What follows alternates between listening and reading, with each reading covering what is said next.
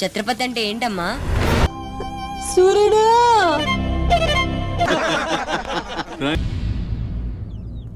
తీసుకెళ్ళి మా మావయ్య దగ్గర వదిలేసి. సూర్యుడు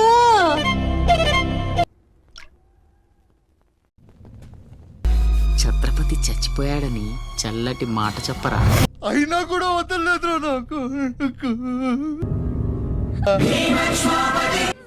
చెప్పాను నీకే చెబుతా పోయా.